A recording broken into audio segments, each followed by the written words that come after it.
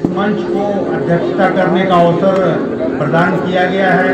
मैं अभिभूत हूँ कि इस मंच की अध्यक्षता, वैसे मंच की अध्यक्षता कर रहा हूँ जहाँ की आज़ादी के दीवानों को हम आज स्मृत कर रहे हैं। मैं आपको बताना चाहता हूँ कि जीवन के दो आधार हैं। जीवन दो पहियों पे चलता है, पहला है आशा और दूसरी स्मृति। जो हम 75वें स्वतंत्रता के उपलक्ष्य में अमृत महोत्सव का आयोजन कर रहे हैं, ये हर एक सरकारी विभाग में काफी दिनों से कार्यक्रम चल रहा है और ये आपके बीच भी आज प्रदर्शित हो रहा है। जैसा कि मुख्य वक्ता ने बहुत ही सटीक बातें हमारे बीच रखी कि जिन स्वतंत्रता सेनानियों ने इस देश को सवार करके और 1947 में हमें प्रदान किया, उस स्वतंत्रता को बरकरार रखना उन्हीं स्मृतियों से संभव है। इस प्रांगण में जो हमारे नौनिहाल बच्चे हैं, जो इस देश के भविष्य हैं, उनको हमें बताना पड़ेगा, उनको स्मृत करना पड़ेगा, इस बात का आख्यान देना पड़ेगा कि भारत की आज़ादी कोई सरल तरीके से नहीं प्राप्त की गई। भारत वो मौर्य वंश, आप याद कीजिए, वो मौर्य वंश जब 187 ईसा पूर्व, उस मौर्य वंश के बाद ये भारत उसी समय से विदेशी आक्रांताओं से ग्रसित रहा और कई विदेशी आक्रांता आए, आकर के और इस देश को सोने की चिड़िया को लूट करके और अपने देश में ले गए।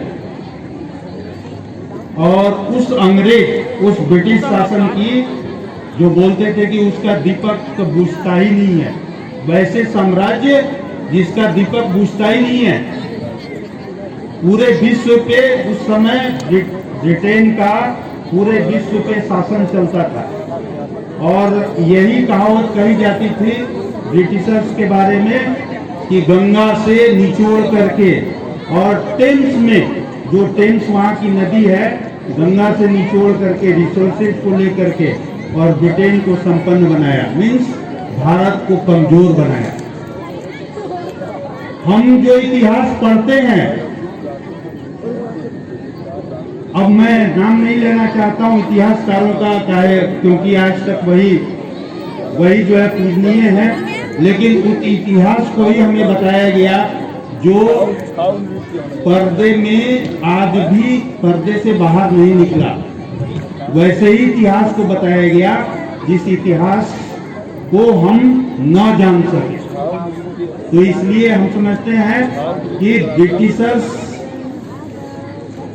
को इस देश से निकालने के लिए जितने हमारे स्वतंत्रता सेनानी हुए, उन स्वतंत्रता सेनानियों को जो आकांक्षाएं थी, जिस आकांक्षा से इस देश को हमें हैंडओवर किया था, समर्पित किया था, उस देश को उसी स्वरूप में या उससे भी आगे, एक बहुत प्रचलित कहावत है कि 12 फूट पिता के धर्मा, खेती उपजे अपने ही कर्म।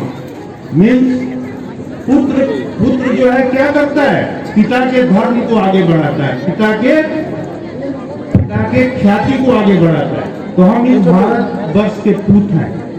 हमें जो हमारी आजादी मिली है, पुरखों ने दिया है, उसे आगे बढ़ाने की जरूरत है। और मैं आपको पुनः ये कहना चाहता हूँ कि केवल ये सरकारी महकमे के कर्मचारियों का ये जिम्मेवारी नहीं है कि आपके जो है शहर का जो है शांति व्यवस्था, स्वच्छता या अन्य सुविधाओं को जो है बरकरार रखे। ये हर व्यक्ति का, हर नागरिक का, हर भाई बहन का ये कर्तव्य है कि अपने अधिकारों की रक्षा करे।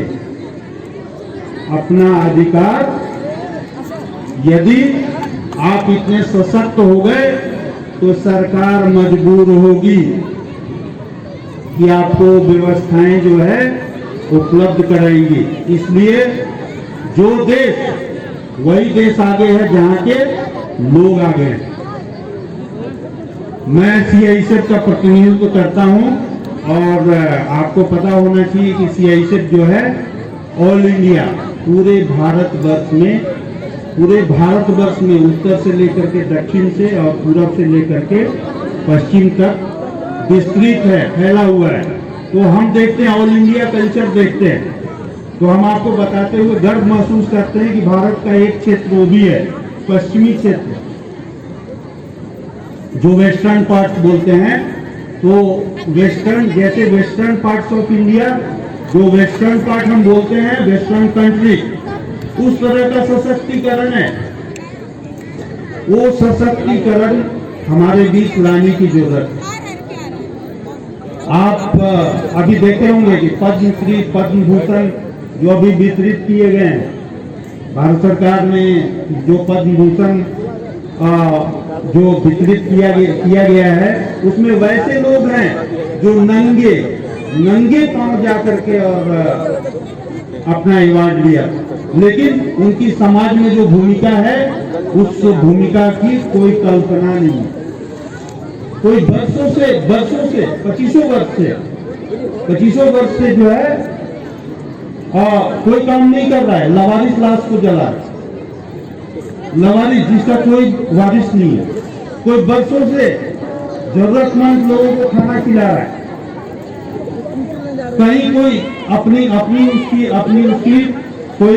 कोई चिंता नहीं है। वैसे लोगों को सरवाइव कर रहा है। वैसे लोग जो लवारिस जानवरों को जो है सरवाइव करा है। तो हमें अपने आजादी को, अपने इस देश को हम तरक्की जरूर की है। 1947 का और आज 2021 का भारत बहुत अंतर है, लेकिन साथ साथ हम नैतिक मूल्यों का भी ह्रास हुआ है, नैतिक मूल्यों का भी पतन हुआ है। भारत का, आपको पता होना चाहिए कि भारत का संविधान, अगर कोई पिलर्स है, बेस है, तो नैतिकता है।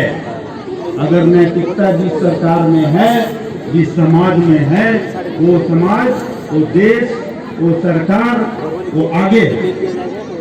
तो आप अपनी बच्चों में बच्चे भविष्य हैं। गार्जियन के तौर पे मैं आप लोगों से गुजारिश करता हूँ, निहोरा करता हूँ कि इन बच्चों में वैसे संस्कार को प्रज्वलित करें, वैसे संस्कार को इनके अंदर जो है फुलफिल करें, जिससे कि इनको गलत सही की पहचान हो और देश के लिए सोचें, परिवार के लिए सोचें, समाज के लिए सोचें। तब जाकर के हम एक विकसित भारत की कल्पना कर सकते हैं। विकसित भारत तभी हो सकता है जबकि यहाँ के हर नागरिक विकसित हो। हर नागरिक विकसित हो, तभी ये भारत विकसित भारत हो सकता है। आप देखे होंगे कि पैंडेमिक में जब हमें याद है, आज भी याद है, 25 मार्च 2020 जब लॉकडाउन का अनाउंसमेंट हुआ,